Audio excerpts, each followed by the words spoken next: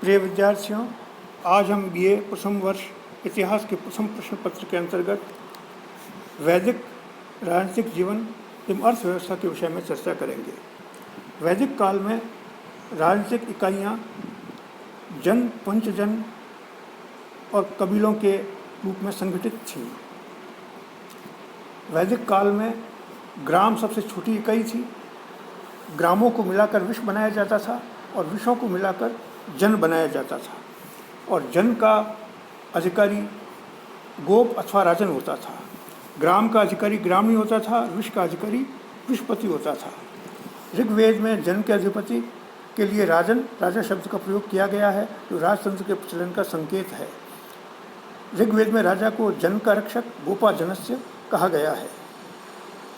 ऋग्वैदिक राजत्व का आधार बहुत कुछ जनतंत्रात्मक था। इसके दो कारण थे। एक तो प्रजा को राजा के निर्वाचन और विशेष परिस्थितियों में निर्वाचन का अधिकार प्राप्त था। यदि राजा विश्व से की गई प्रतिज्ञाओं को पूरा नहीं कर पाता था, राजा से राष्ट्र का अधिकार छीना भी जा सकता था। दूसरे शब्दों में, राजा की शक्ति का स्रोत जन्मजात या ईश्वर प्रदत्त नहीं था।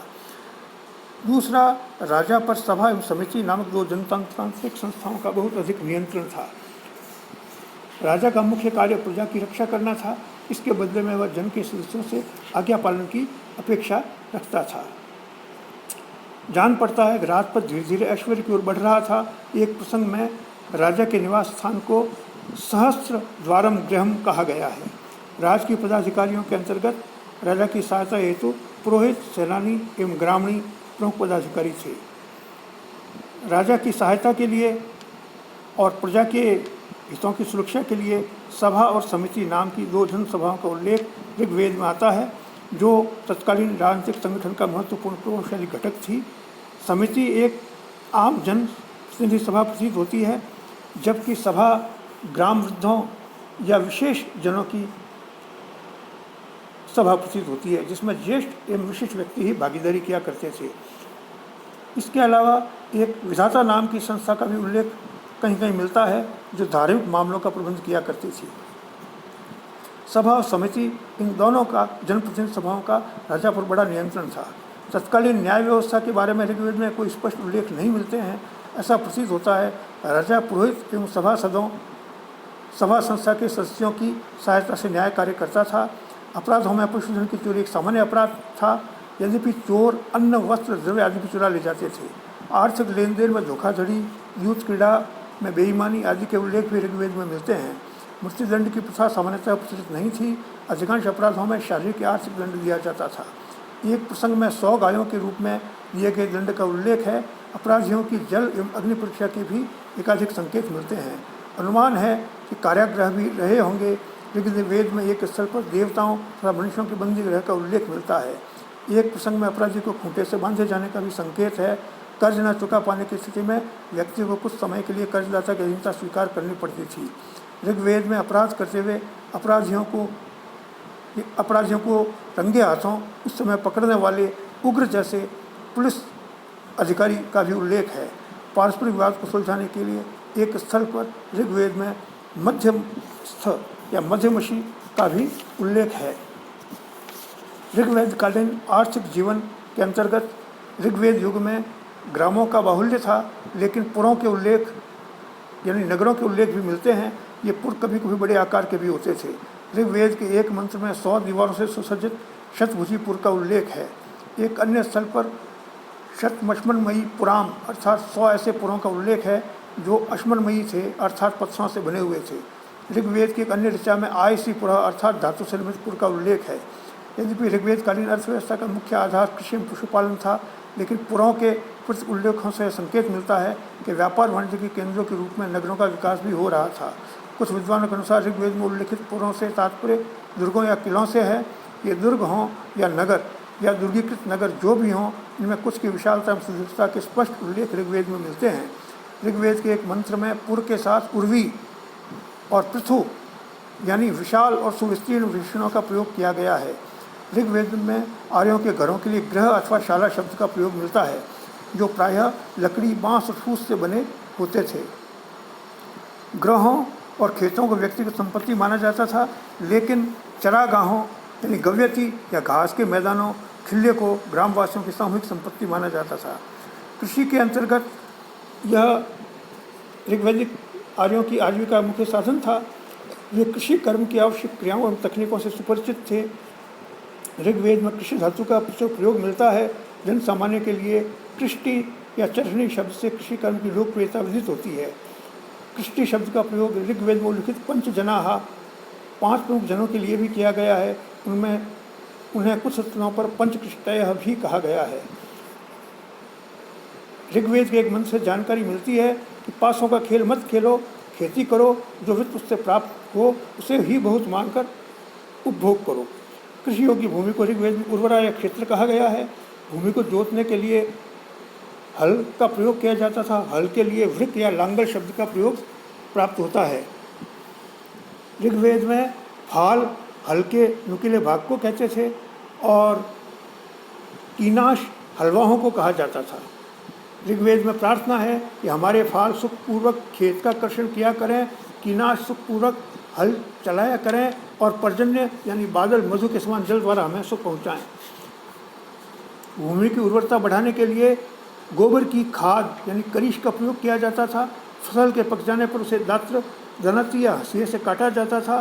तत्पश्चात परसों या पूलों में बांधकर खल यानी खलिहान में धान को ले जाया जाता था।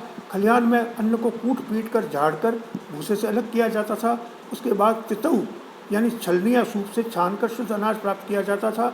इसके बाद ऊर्दर अनाज नापने के पात्र से नाप कर उसे स्थिवी अन्न संग्रह के लिए बनाया गया कोठार में रख दिया जाता था। इस प्रकार आर्य जुताई, बुआई, सिंचाई, कटाई, मंडाई आदि कार्यों से सुविज्ञ थे। सिंचाई के लिए 2 प्रकार के जल का उल्लेख है, स्वयंजा और खनित्रिमा। स्वतः उत्पन्न जल को स्वयंजा कहते थे, जैसे नदी, निर्जनों, नालों, वर्षा का जल।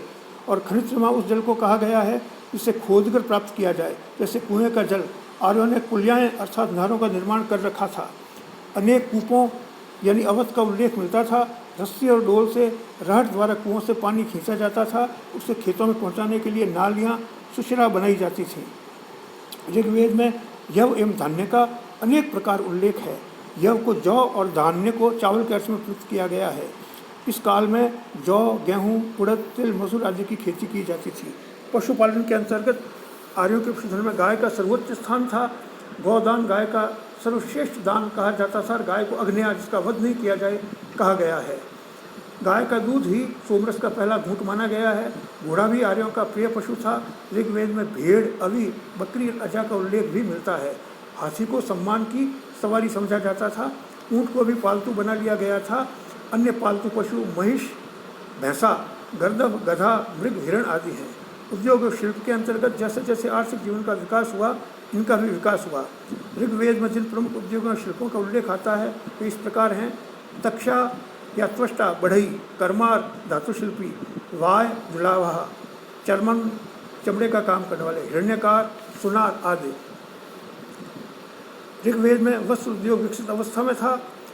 बुनाई के काम को वयन कहा जाता था और बुने हुए वस्त्र वयून कहलाते थे।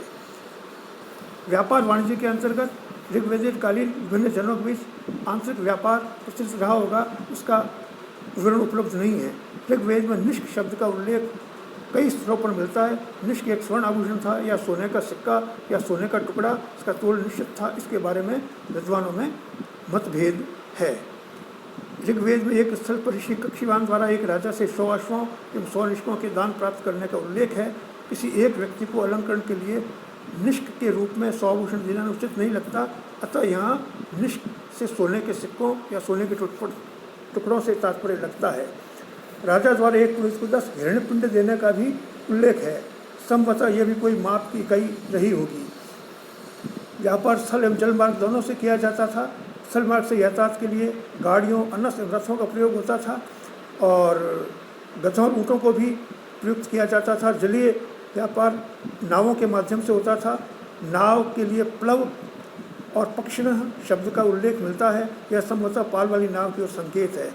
ऋग्वेद में समुद्र शब्द का उल्लेख अनेक बार मिलता है। समुद्र यात्रा हेतु जलयान का उल्लेख प्राप्त होता है। शतारित्रा 100 पथों वाले नाव का भी उल्लेख है। अनारंभण, इसका कहीं आरंभ नहीं दिख रहा था, उस समुद्र को इससे पार किया जा सकता था। ऋग्वैदिक आर्य समुद्र व्यापार करते थे। ऋग्वेद में पणी लोगों का उल्लेख मिलता है जो कि लुटेरों के संबंध में प्रस्तुत किए गए हैं।